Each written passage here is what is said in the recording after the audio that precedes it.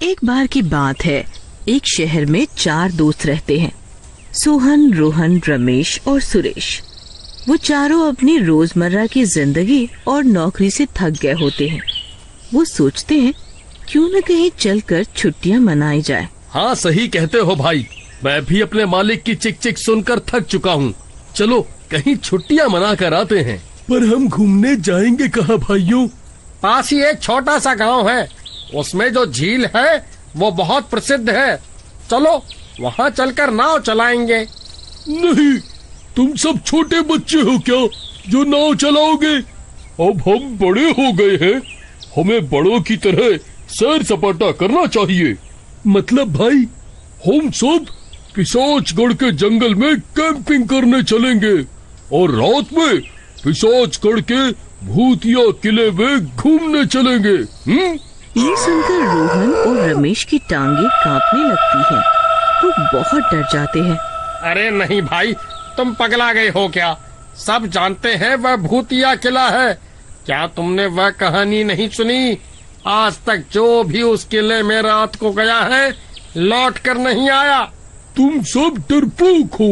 ये सब बातें बस लोगों को डराने के लिए फैलाई जाती हैं। इसलिए हम वहाँ जाएंगे और सबको झूठा साबित करेंगे। तुम में से जो भी असली मर्द होगा वही कल चलेगा। ये सब सुनकर सबकी आन बान पर बात आ जाती है। सोहन, रोहन और रमेश डरते डरते तैयार हो जाते हैं।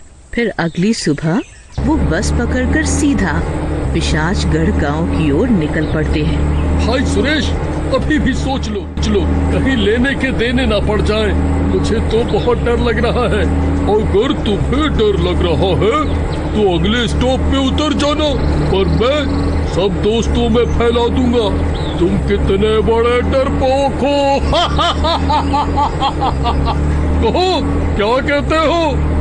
ये सुनकर ना ही सोहन और बाकी सब बस से नीचे नहीं उतरते और थोड़ी देर बाद पिशाचगढ़ पहुंच जाते हैं। हे ईश्वर, मेरी रक्षा करना।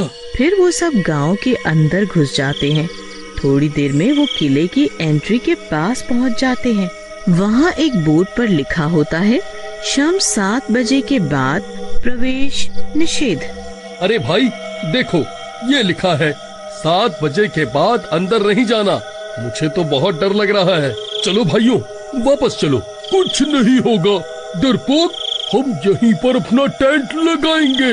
अंधेरा होने के बाद हम किले के अंदर जाएंगे। देखो, मैं कैमरा भी लाया हूँ। हम इसमें अपनी फोटो लेंगे और शहर चलकर सबको दिखाएंगे। सोचो, सब कहेंगे हम कितने बहादुर हैं जो भूतिया किले में घूम आए। उनकी ये सब बातें पेड़ पर बैठी एक चुड़ैल सुन रही होती है। आज तो मजा ही आ जाएगा। ये चारों मूर्ख यहाँ बहादुरी दिखाने आए। अभी जाकर किले के अंदर की चुड़ैलों को इनके बारे में बताती हूँ। वो चुड़ैल सभी चुड़ैलों को खबर कर देती है।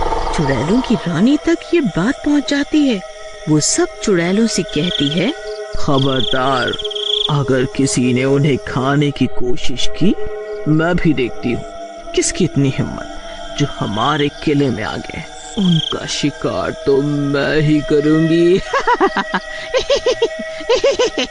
फिर थोड़ी देर में शाम हो जाती है और उस किले से डरावनी आवाजें आने लगती है। भाइयों, क्या ये डरावनी आवाजें सबको आ रही हैं या मेरे ही कान बज रहे हैं? हाँ भाई, मुझे भी आ रही है ये आवाजें। चलो भाग चलते हैं, आज हम जिंदा नहीं बचने वाले। और कुछ नहीं होगा, ये आवाजें जानवरों की है जो इस किले में रात में घुस आते हैं। भाई सुरेश, क्या तुम्हें जानवर और भूतिया आवाजों में फर्क समझ नहीं आता? ये सभी आवाजें भूतिया हैं। आज तो हम पक्का मरेंगे। चलो यहाँ से चलते हैं। हो, भाग जाओ।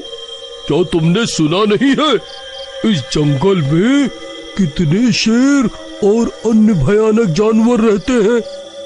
वो तो तुम्हें अपना भोजन जरूर बना लेंगे। जाओ जाओ, डरपोकों? ये सुनकर उन तीनों के पसीने निकलने लगते हैं। थोड़ी देर बाद सुरेश कहता है, चलो अब 9 बज गए, अब हम इस किले के अंदर चलेंगे और कुछ फोटो इस किले के अंदर लेंगे। सब कितना बहादुर समझेंगे हमें। वो तीनों डरते डरते अंदर जाने के लिए तैयार हो जाते हैं।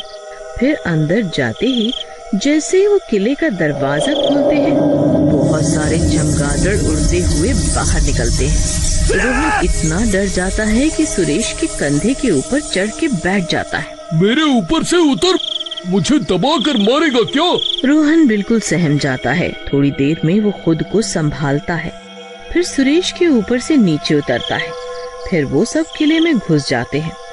वहाँ से किसी के रोने की आवाजें आने लगती हैं। कोई तेज तेज रो रही होती है। धीरे धीरे अन्य की भी आवाजें आने लगती हैं। फिर वहाँ से पायल की आवाज आने लगती है, जैसे कोई नाच रहा हो। अब सुरेश को भी डर लगने लगता है। भाइयों, मुझे लगता है हमें बाहर चलना चाहिए। मैं तो पहले ही कहता था, यहाँ आना खतरे से खाली नहीं है। हे ईश्वर, हमें बचाओ। भाई, तू ही अपनी फोटो खींच ले, हमें नहीं खिंचवानी। ठीक है, मेरी ही खींच दो। जैसे ही वो कैमरे में फोटो देखते हैं, उनके होश उड़ जाते हैं। फोटो में सुरेश के पीछे भूतों की रानी की फोटो आ गई होती है। उसको देखकर वो चारों कांपने लगते हैं और किले के दरवाजे की ओर भागते हैं बाहर निकलने के लिए। पर जैसे ही वो किले के दरवाजे के पास पहुंचते हैं, वो खुद ब खुद बंद हो जाता है। लो, मैं कहता था ना, हमें अंदर नहीं आना चाहिए। अब मरो, दरवाजा भी बंद हो गया। फिर वहाँ तेज प्रकाश होता है और चुड़ैलों की रानी उनके सामने आ जाती है।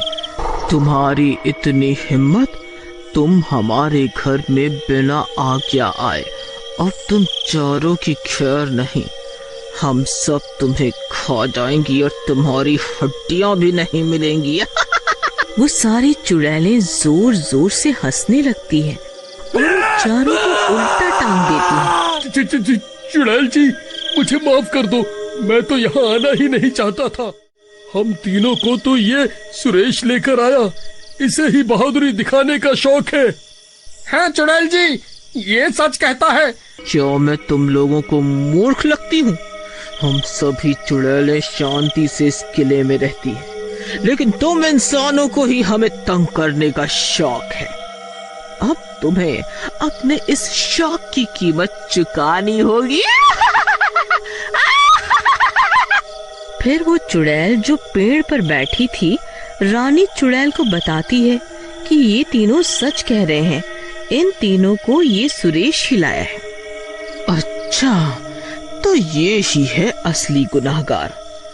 चुड़ैलों, इन तीनों को छोड़ दो और इस सुरेश को अपने साथ ले चलो। नहीं चुड़ैल जी, मुझे माफ कर दो। आज के बाद मैं ऐसी गलती कभी नहीं करूँगा। नहीं, कोई माफी नहीं मिलेगी। हाँ, अगर तुझे अपनी जान बचानी है तो अपने किसी दोस्त को हमारा भोजन बनने के लिए राजी करना होगा। सुरेश सबसे विनती करता है, पर कोई नहीं मानता। भाई सुरेश, हम तो तुझे पहले ही मना कर रहे थे। अब तेरे किए की सजा तुझे ही भुगतनी होगी। फिर थोड़ी देर में किले का दरवाजा खुलता है और वो तीनों भाग जाते हैं। अरे भागो रे भागो, अपनी जान बचाकर भागो। सारी चुड़ैलें सुरेश को उड़ा ले जाती हैं